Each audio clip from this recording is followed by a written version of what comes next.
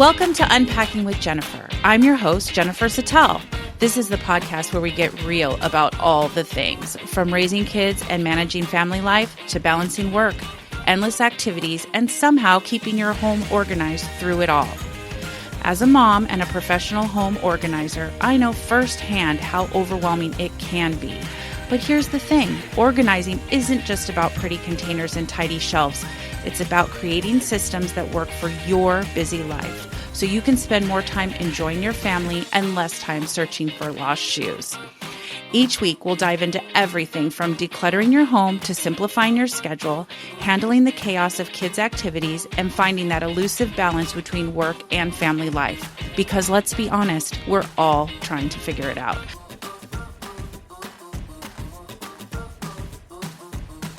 Hello, welcome back to Unpacking with Jennifer. I am very excited to be chatting with you guys again. It's so interesting. Charlotte has been having some issues at school, with personalities and her little friends and, trying to navigate that. And I'm kind of just diving right in, I guess, because it's been heavy on my heart and my head. I remember having these kind of things in high school. I don't really remember so much third grade, second grade, like friendships and stuff like that. But she feels all the things, and which is wonderful. I feel all the things. I'm very emotional. I cry at commercials. She feels it hard and she feels it fast. And I think it's just, I don't remember my mom having these conversations with me so young about like feelings. And, this generation is very like, let's talk about our feelings and let's tell me how you feel. And if you make this face, what does that mean? And, all the things that go along with that. I just don't remember that in my world. And so I am not very savvy in this area. In my head, I'm just like, of course I want to protect her. I want everyone to like her. I want to think that she does no wrong. Of course she does. Trying to teach her, like, sometimes friendship is give and take. If somebody doesn't want to play something that you want to play, that's okay. And it's okay if you don't want to play what they want to play, but you guys have to alternate. So, just different personalities. And it's hard because I don't want to be that parent that reaches out to the principal or reaches out to the teachers and all of that. And I have found myself, having to do that. Not very often. I would say this year we've had the most conversations, which is like one or two, but she just, she feels all the things and they're becoming, people. They're getting personalities. They're vocal about what she likes and she doesn't like. And she doesn't like when someone says that to you. And she doesn't think it's fair if somebody's playing something and she doesn't want to play it. But then when they want to play and she doesn't want to play, they get mad at her. Just all these little like bullshit things that are so important. And they are. I'm not taking away from it. It's just been a weird couple weeks with that kind of stuff going on. And I didn't quite see that coming so soon. I actually just got back from Charlotte's game. It was a playoff game going into, her team's going to the championship. And it's so funny because Charlotte definitely has done better the last couple games. This game especially, she actually touched the ball, which I feel should be an award in itself. She touched the ball. I saw her dribble the ball once. She touched the ball and she did try to shoot the ball once. So all three things that she did not do in the past, she did while we were sitting there.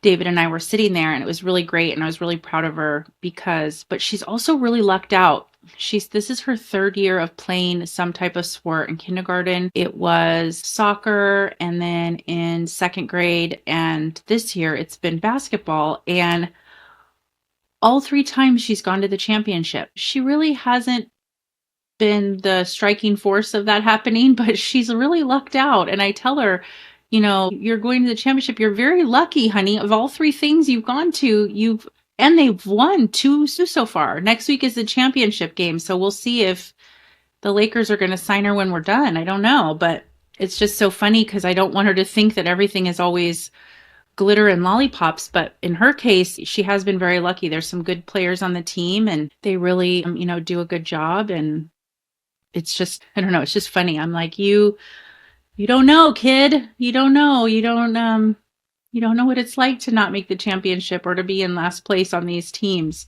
So we'll see what happens next week. Good luck to her and the team. But I just, there's no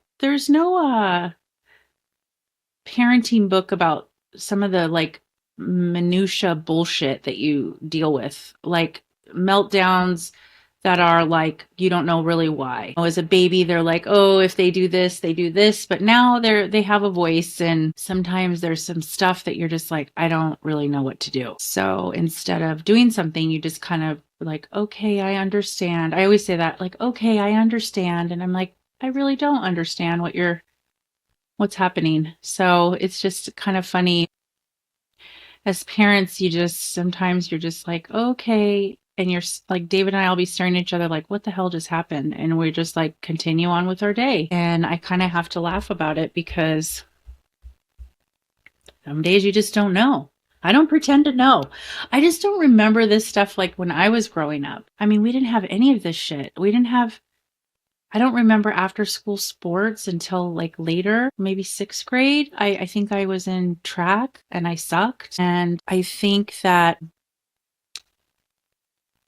I don't know, it's just, we didn't have Starbucks. We didn't have all this stuff that we do after school and all this activities. And some days I'm like, I'm more tired from being her Uber driver than I am from working all day. So it's just very interesting. And some days it catches me off guard and I'm like, I don't understand what's happening. So after trying to figure out what you're doing as a parent, I don't know. And all the things that I see that I'm like, wow, we just didn't do all this stuff. It's just, just learning and trying to adapt to a little person versus when I was a kid, because that was so long ago, apparently. I was thinking about what I was going to talk about today in terms of organizing. And so, there's a lot of different things that I see when going into a home. I've mentioned some of this stuff before, and I just, sometimes there's a lot of tension between spouses, and there's a lot of blame, and there's a lot of fighting, and I've really seen it all. Really, truly have seen it all. And some of it is uncomfortable. Some of it, I just say, you know what, if you want me to stay, great. If you don't, great. But a lot of times there's this blame, why the house looks the way it does, why, what is being done, what isn't being done. If you're a stay-at-home mom, what do you do during the day? If you're the husband and you go to work every day and they come home and they expect it to look like Pinterest, it's not going to. A lot of times I'll see I think I've mentioned the husband will say like, she can't get rid of everything. If it was up to me, I'd get rid of everything. And the funny caveat to that is that sometimes if you go in the garage or you go in, if they have their own, like maybe their man room office, they actually are the ones that can't get rid of a lot of stuff. It's very overwhelming. You come home, doesn't matter if you have 1 kid, 5 kids, 10 kids, you come home, you have activities, you have naps, you have daycare, you have pickup, you have parties, you have all of these things. And sometimes that stuff gets kind of, the list of organizing, sometimes it goes down. It starts off with, today I'm going to organize. I just want to say how many times, if I'm clearing off a pile of papers, or if I'm in an office, if I see a to-do list, 99% of the time, if I see a to-do list, one of the top 2 or 3 things is organize this, get organized. How many times I see books on how to be organized, reading about how to be organized, this, that, and the other. It's not a matter of, organizing is, that's a very broad spectrum. Some people, I go to their house and they say they're so unorganized. And I look and I think, oh, you're not really. You have systems. It's just a matter of the upkeep of the systems. Some people, it's just not in their wheelhouse. It's just not there. And that's okay. I feel, as my own diagnosis is, as a child, I'm an only child, and I feel that I always just picked up my room. I always put stuff away. I didn't have many toys. I like I've said before, we didn't have 50 million hundred things. We did not have it. I remember like Rainbow Bright, Strawberry Shortcake. I had the Golden Books. I had 2 Barbies. A Cabbage Patch Kid was really big. I played with them, but I didn't have like the clothes they came in. That was it. I mean, we didn't have like Charlotte's Barbies have enough clothes that if they change clothes every day and they came to life, they would have enough clothes for like a year. I had the outfit they came in and maybe like one other set of outfits. I mean, really so minimal. So I always just kept things neat. And now, as a society, as a country, Americans as a country, as a society, we're very gluttonous. I may have also said too, like my patterns of stuff have changed in terms of shopping, or yes, I like stuff. Yes, I love beauty products. Yes, I love shoes. Yes, I love makeup. Yes, I love all these things. But seeing what people get rid of, seeing the going into a closet and them not knowing that they have 12 bags of clothes that they bought 6 months ago that they forgot about, or even longer. And they're like, I didn't even remember I had those, because they couldn't see them because they were on the floor and we bought them online at the middle of the night. And then it came and you hid it from your husband, or you threw it in the closet because you didn't want to deal with it. And sometimes that's just how it is. And, there's no judgment on why and the how, but it's just creating some simple systems to, just kind of help you with the day to day. Now, I can give you a million suggestions. I can give you a million ideas. I can tell you about all the stuff you can buy and use if you need to. A lot of people who say they aren't organized have already bought all the containers because that was their intention. We all have good intentions, right? We all are going to be quilters. We're going to learn to crochet. We're going to do crafts. I remember one time at this house, this woman had a build out in her living room, in her family room, a whole wall. It was a build out, which is fantastic if you can ever get those, the drawers, the cabinets, the shelves, all of those things. And I remember opening one of the drawers. It was a large drawer. And I remember all it was empty toilet paper rolls, empty toilet paper rolls. And I'm talking like probably 100, let's just say. And I'm like, oh, do you save and she's like, oh, for crafting. I was going to do these projects and I just kept saving them and we never did the projects. Well, now the kid isn't even into crafting anymore. Maybe she's now she's like 11 or 12 and she didn't care. And I just thought most people would save like 2 or 3, and she saved every single toilet paper roll probably for, a year, and never even did it. And she would joke and be like, oh, well, I had good intentions. We all do. We all do. We're going to exercise, 6 days a week. We're going to do all these things, and don't beat yourself up. But what it is nice about having an extra set of hands, whether it's mine or others, is just having a system that when you do have 5 or 10 minutes, you can put it away and you know where it goes. And that is what, really just helps, because sometimes we're just like, I don't have anywhere to put it. And you have to move 75 things to get it to that place. And that is where the struggle lies. And I feel like that's where everyone kind of gets paralyzed and they don't know what to do. And so what do we do when we don't know what to do? Sometimes we shove shit in a closet, we put it in a drawer, we hide it in a closet, and then that's it. And then we forget about it because it's easier. Or you have people come over, you clear off all the clutter, put it in a bag, put it in a box, whatever. And you're like, I'll deal with it later. And later is, 2 years later. So those are things that you're not alone, and there's no judgment at all. So you're not alone. And a lot of people feel like sometimes they fail. They're, I'm never organized. I'm not this, I'm not that. It's like, just don't do that. If you can, it is overwhelming. And sometimes we just get paralyzed, and you have fresh eyes that come in and try to create an environment that will help you day to day. So I'm going to talk about paperwork and offices today. And I'm going to say that this could be a conversation 14 times over, because I do help with the basic office. Let's say I work from home, or I have a desk and I put my paperwork on it, and I have mail and I have bills and I have some papers and important papers and not important papers and all of these things. And you just have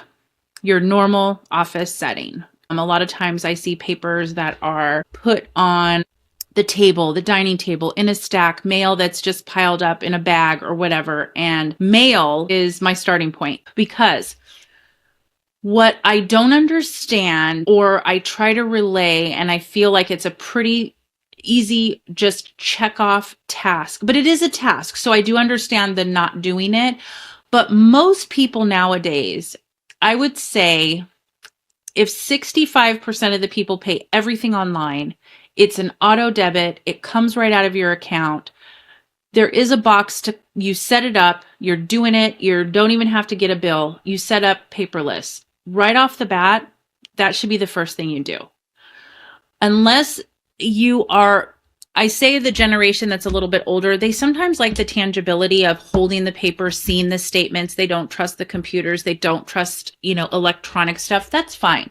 But for those of us that just pay online, it comes out every month automatically. We don't care. We don't need to see a statement. Just check the green, be green, save the statement situation, because 90% of the shit we get mail-wise is statements and or junk.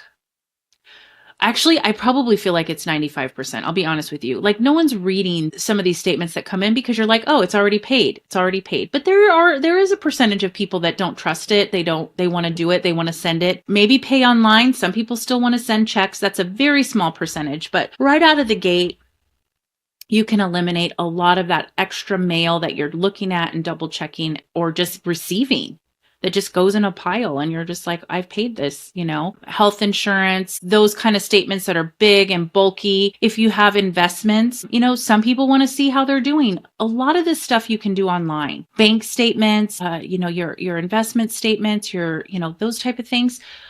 You can view everything online, cell phone bills, all of that. If you want to open up the mail, you want to sit and, dissect and, look at your statement and just, what did I spend? What did I do? But most people can do that online. So if you're one of those people that really truly have faith in the online or the automatic payment system, please just click the box that you don't need the statement. And right off the bat, you're 80% less of mail that comes in. So with that being said about statements, is you have your bank statements. A lot of people love to keep everything. And let me say one more time, everything. That is not necessary. Of course, you can do what you want to do. I just feel like today, with things being kind of simplified in terms of having that online viewing area and stuff like that, you don't need to hang on to things. If you ever need something, you can get statements, you can get numbers, you can get, interest that you earned tax wise, if God forbid you're not receiving that. There are things that you can view on these accounts, and that would just simplify some of the paper. Obviously, if you have your own business, 7 years, yes, you want to keep your information, you want to keep your stuff, yes. God forbid, if you absolutely needed to and you accidentally threw out something and you got audited, which in a lot of cases, I hear and see, and my mom actually does taxes, you don't really get audited past 3 years unless it's some like crazy situation. So again, if you need to, you probably can get a statement online from your bank or your investment company or any of those places if you need to. I always, for those that don't really, they're scared to not have stuff in their home, I just let them know, just keep what you need from the taxes that you haven't done yet. So in the current year of your taxes. So we're in 25, but we're doing our taxes for 24. Keep the 24 stuff available. So you can, get and check and do and all of those things.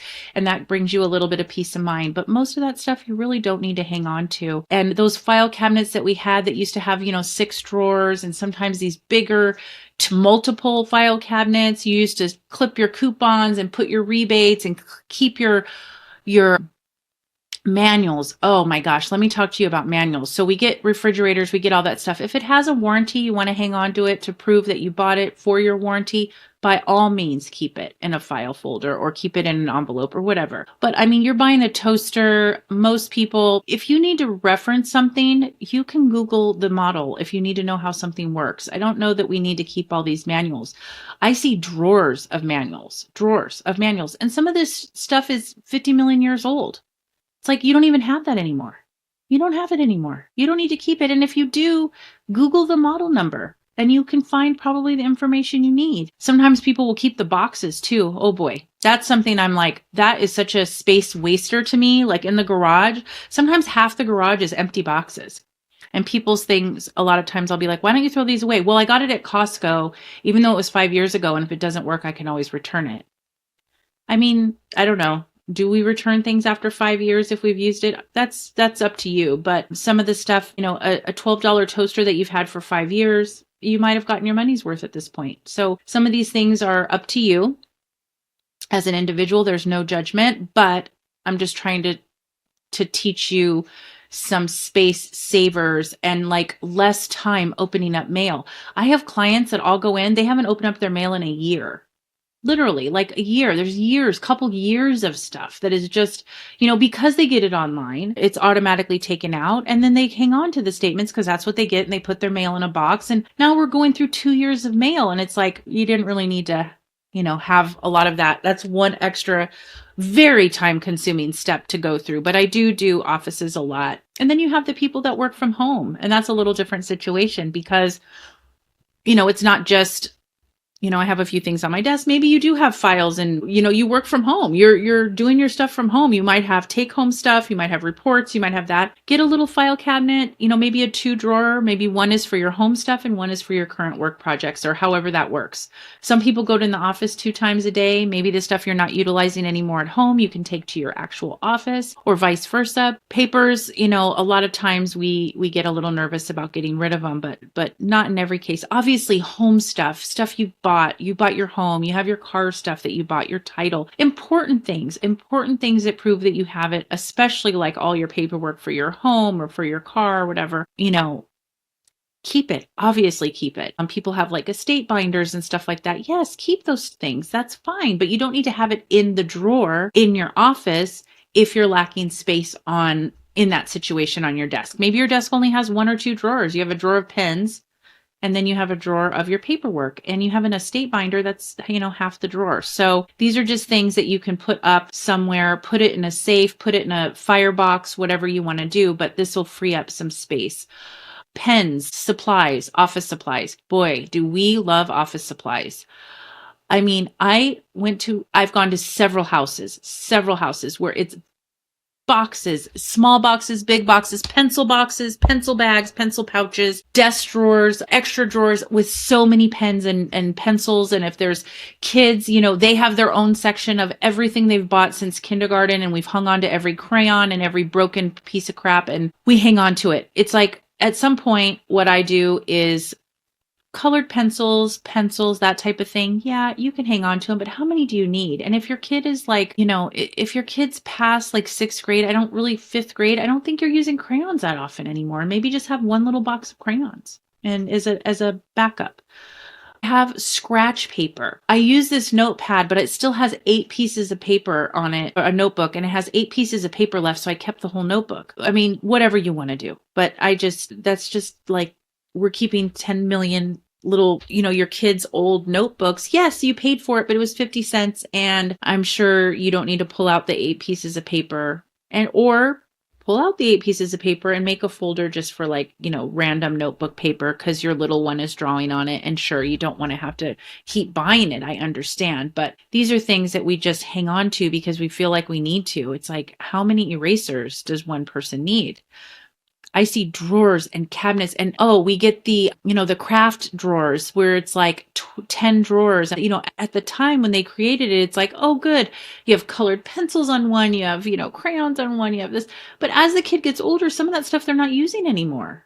Are they using the big dot markers when they're in 5th grade? No. So donate them if you can, or maybe see if your school can take some of these extra supplies that you have. We love office supplies. Oh my gosh. I mean, I don't really know that people use whiteout anymore, but I got to tell you, I still see it by the gallons. I really do. So the only thing I say have multiples of and keep multiples of are scissors. I feel like we always lose scissors. We never can have enough scissors. We love scissors, but yet never can find them when you need them. Magazines, if people still have magazines and books and pamphlets and, stuff like that, just keep, my mom was a prime example. My mother, for a very long period of time, she was super into Martha Stewart's magazines, and she was super into like Better Homes and Gardens and like, farmhouse kind of like cooking. My mom doesn't use recipes. I can maybe count one time where she used any of these recipes, any of these ideas. But when Martha Stewart's magazine came out, this woman, meaning my mother, was like, it was like gold. She'd go through it. She'd do all this stuff. She'd keep it. And And, we moved a couple times and, during this period of time, my mom had bought like 2 huge baskets. I'm talking like huge, like twins can fit in these baskets, like twin toddlers could fit in these baskets, just filled with Martha Stewart magazines. And the other one would be filled with like Better Homes and Gardens or whatever cooking. My mom eats vegetables every night with a roll. I mean, she's like, she barely eats. She's, when is she cooking this 27 course meal with 37 ingredients? Never. That's when. Never. So one day I'm like, Mom, we're moving and you're paying someone to literally move all of these magazines that you don't look at. Well, they're Martha Stewart. What does that mean? They're Martha Stewart from 20 years ago. Some of the foods you don't even eat anymore. Some of the foods you don't even like. Some of the foods aren't even cool anymore. Like everyone's was on this kale kick. Kale is the worst thing in the world. The only time kale is acceptable, like maybe if it's in like a soup or something, you don't really notice. But otherwise, you've licked the bottom of the lawnmower. And I don't need 7,000 recipes to remind me that that's what it tastes like. The decorations, the this, the that, she wanted all of it because Martha Stewart was the shit. And, she's so talented, this, that, and the other. But she never opened the magazines and did any of the Halloween decorations or cut out the cookies and use the special, like my mom's really going to get a lighter and make creme brulee. She's never going to do that. She doesn't even eat sweets. Like, I'm just like, Mom. So one day she's like, you're going to be proud of me. You won't be 100% proud of me because I got rid of like 50% of the magazines. I'm like, I'll take it. I'm like, that probably filled your recycle 20 times over. And I see that in other people's houses, stuff that you hung on to, this, that, and the other recipes. I'm like, all these people with these cookbooks. Yes, cookbooks are a statement in your kitchen. If you have this kitchen and you want to showcase a really cool cookbook or maybe a chef that you follow or you watch on the shows and stuff and you want to display it, great. But the reality is, I would say, and I'm guessing here because as much as I like to think I know a lot, I just go by what I see. And I would say about 75% of the people never, ever, ever open a cookbook ever. If they do want a recipe, this is like really reaching here. They'll Google the recipe, like chicken recipes or chicken casseroles or whatever. I don't even know if people do casseroles anymore, but you know what I'm saying. Like, I'll just Google something for stuffed chicken breast. Okay, great. You just Google it. Of the people that do hang on to them, maybe they use it for like holidays. Maybe they're going to try a new dessert or maybe they're going to try a new side dish but typically I don't feel like people are making new things at holidays. You make the staples, you make turkey, you make chicken, you make maybe ham, or you do maybe a soup or a stew or something. I mean, you're not like busting out some new recipes at the holidays. So really a lot of people don't use those. I see rooms like cabinets filled with cookbooks, and that's great. If you use cookbooks, fantastic. I hope you do. I absolutely hope you get to use them. But sometimes we can just pare them down a little bit, and that takes a lot of space in kitchens or bookcases and that type of thing. So these are just some little tricks and tips and things that I see. Or if you don't want to get rid of any of them because, one day want to, like we now have, 3-4 kids. And when are you having a tapas and drink party at your house when you have like 3 little ones under the age of 7? Like probably not often. You might just be like, here's some vodka and some like Fanta orange because you're like, or Sprite. Are you okay with tonic and vodka tonic? Because you're not getting out like 27 ingredients to make a drink. I hope I'm wrong, but I just do vodka and something. I don't look at a drink menu and, I have some pineapple juice. Okay, vodka, pineapple. That's the extent of now, if I go to a restaurant, totally different story, but I'm talking about at your house. At your house, you're probably not using some of this stuff. And if you aren't on a regular, but you're not ready to get rid of it, that's something that you can put in a higher spot where you really just don't touch, a top shelf somewhere, or maybe a bin in the garage that you're just like not ready to yet. Office stuff, like I said, paperwork, office supplies, like, these desks are not, for the most part, usually it's, 2 or 3 drawers for like the small stuff. And then you have 1, maybe 2 drawers for like your files. So I see where the files have carried over onto the side of the desk, boxes, things you haven't opened, mail you haven't opened. And it's just also another area of chaos that when it comes to mail and stuff like that, I mean, there are some people that truly need all of that mail and they do look at it and that's their thing, but it's really unnecessary clutter that we can streamline with just clicking a couple boxes and taking a few minutes, like, hey, I don't I don't want this anymore. Please just, online statement works just fine. Paperless is the way to go if you can. Taxes, 3 years, 7 years if you have your own business. There are people that are so scared to get rid of their taxes. They're so scared. And again, to each his own. I'm not telling you because I do it this way, it means we have to do it that way. However, I do try to guide, like, there's no reason to keep 20 years of taxes. There's no reason. If they're telling you 3 years, and if you have your own business 7 years, I mean, they're not going to research 1998. I don't believe they are. And so let's just let it go. It feels good to let this stuff go. Bank statements. Oh my gosh. I see bank statements, drawers and drawers and drawers. I do a lot of work with real estate agents and kind of helping get homes get ready for photography and getting ready to be listed. And I remember there was this house in one of the rooms, which this house was in a terrible disarray. And it was just, they were selling it like as is. It was pretty old and just nobody had really thrown anything away forever. It wasn't quite a hoarder situation, but a hoarder-ish, if that's a legitimate term. I saw bank statements from like 82, 84, back when it was like Security Pacific. I'm like, what? Why? What? We don't even know what that bank is anymore. Half these banks are out of business. You don't need stuff from anywhere remotely. I say keep the current year and the year that you're in a tax year. You are going to be doing your taxes for that year. Keep that stuff if that brings you peace and harmony. A lot of people get a little nervous when it comes to paperwork. Electronics. So, man, this one is something that I just did not see until I started doing organizing. I just never paid attention. Obviously, this has been going on in May will be my 9th year. So let's say 8 years of going into people's homes and stuff.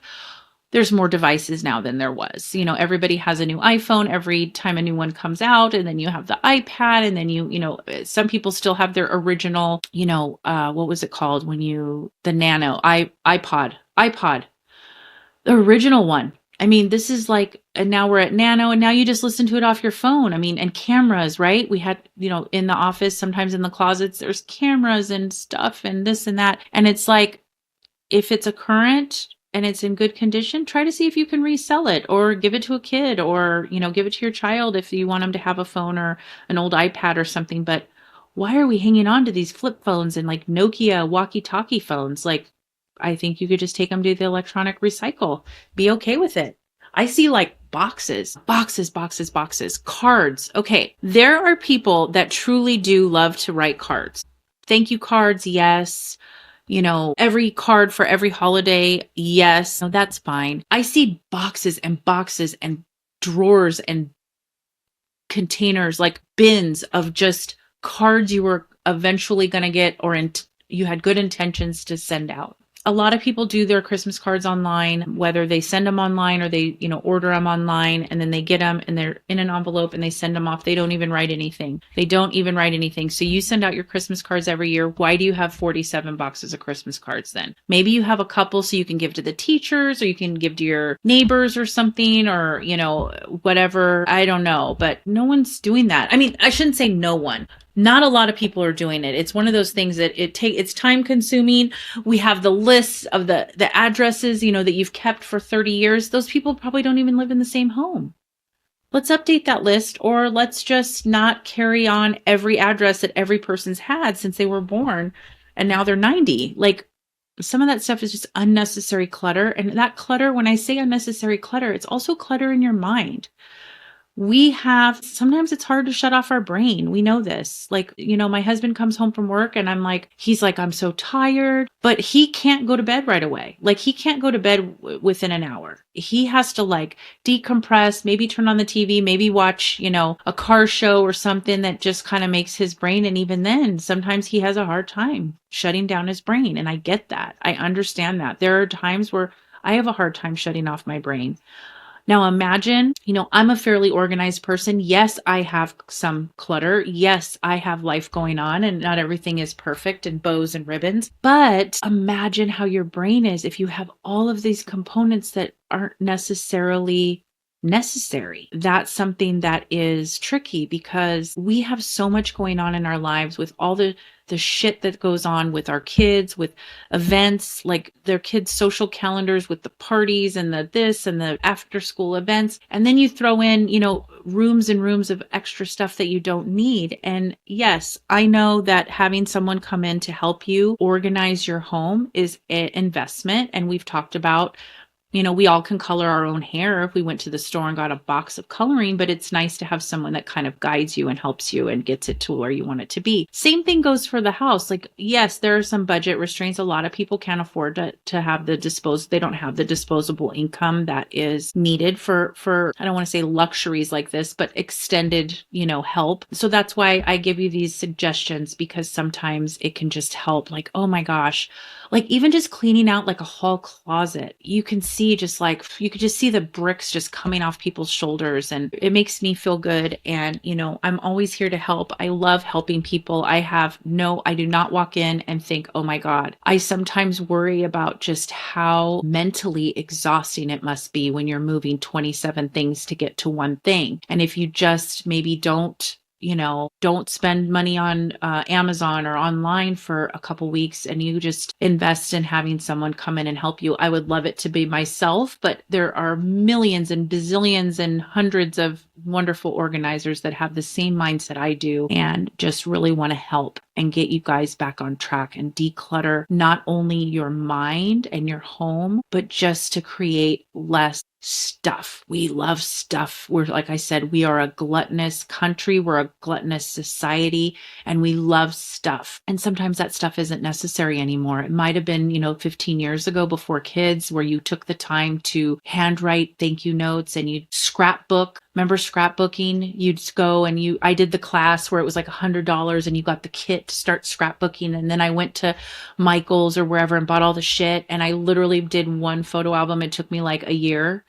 I didn't do it anything like I learned in the class. It wasn't nearly as cool. It basically was just me cutting little shapes out of this like weird paper. And that was it. And then I was like, well, I'm done. I don't ever want to do this again. So now imagine with kids, you have 3 little kids and they have all this stuff going on. And you're like, when am I scrapbooking? Does anyone even do a photo album anymore? That's a whole other topic. But no, you don't need to have some of that stuff that you once had or the behaviors we once had. Just like wearing that spandex dress that you wore in 2011 in Mexico before kids, you're probably not wearing that now with, 6-inch stilettos. You're probably not wearing that now. Same thing applies for some of these things that we hang on to, wrapping paper and tags, and most people throw their shit in a bag. I love getting a gift wrap paper. I do see people that truly put the effort with the fabric ribbons and the decorative stuff. It's awesome. It feels nice to give a good gift. But on a day-to-day basis, when you go to a kid's party, what are you doing? You're going into your drawer of previous gifts and you're pulling out that gift bag that isn't too mushed and isn't too crushed and doesn't have writing on it. And you're grabbing the tissue that you might have kept from the previous gift that you got, or the tissue that you save that you think looks great. And then when you go to put it in the bag, it looks like an old Kleenex that you wadded up and you're like, this is fine. Little Bobby isn't going to care when he opens up his dinosaurs. We're not wrapping, so do we still need 100 rolls of wrapping paper? Maybe not. Maybe you do. And if you do, more power to you.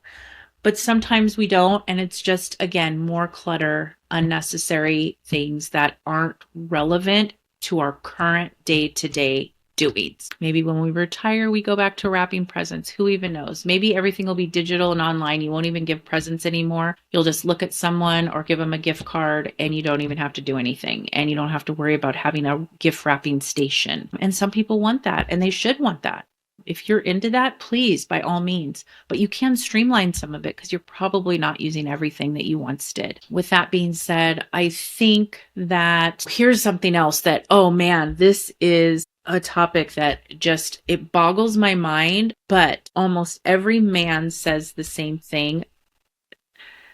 Cords, electronic cord, like cords for electronics that you don't even have anymore, but you don't even know what it goes to. Like, I'm not saying everybody has Apple products, but pretty much if you have an Apple, maybe hang on to those white, chargers and plugs, and maybe they're still relevant. I don't know. But some of these are like phone when you used to have a landline cords, and it's not even just a bin. It's like 27 bins. You keep every little thing, you do everything little thing.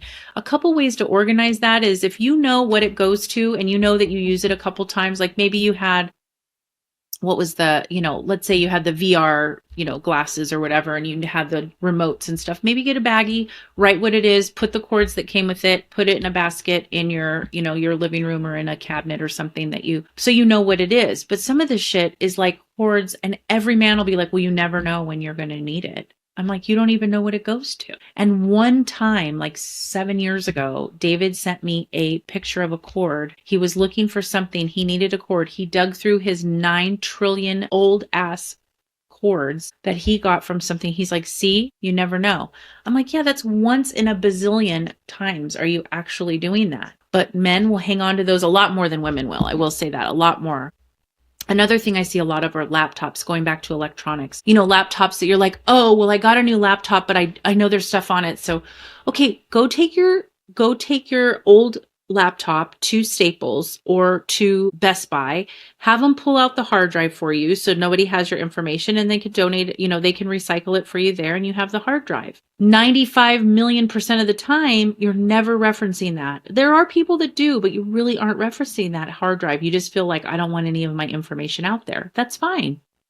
Have it pull the hard drive. But I'll go to houses and I'll see like 15 different, laptops, generational laptops. The first Mac to now is 75 pounds different in weight, and you're never referencing that. You don't even know what's on it. So these are things that, again, just take up space. It takes a couple minutes for them to do it at Staples, Best Buy.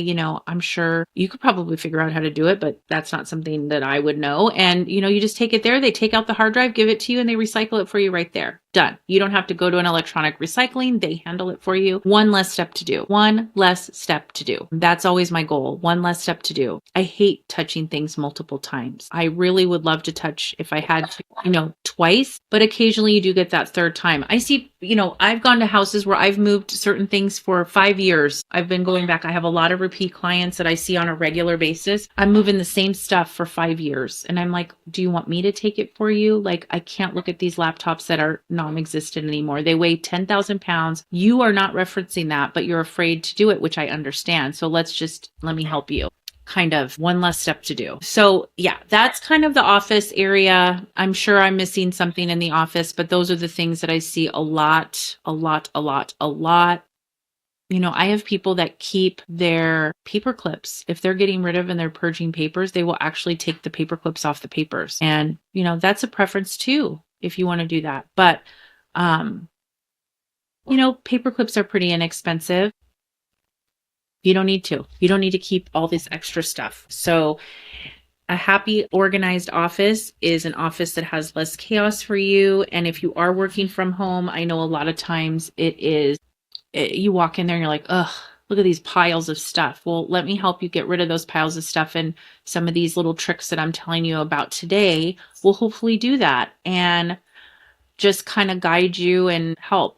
I've mentioned this before and I will continue to mention it. If you have any questions, if you have any feedback, if you want to set up a Zoom consultation or you want to, please reach out to on social, my website initsproperplace.com. My Instagram is Jennifer_Sattel or in its proper place LA on Instagram as well. I love feedback. I love hearing ideas. Topics you want me to say, questions you want answered. I love telling and sharing what I've learned, what I know, things I don't know. I don't know everything. Sometimes I like to think I do, but I know that I don't. And, please reach out and I look forward to talking to you again next time. Have a great day and thank you so much for listening.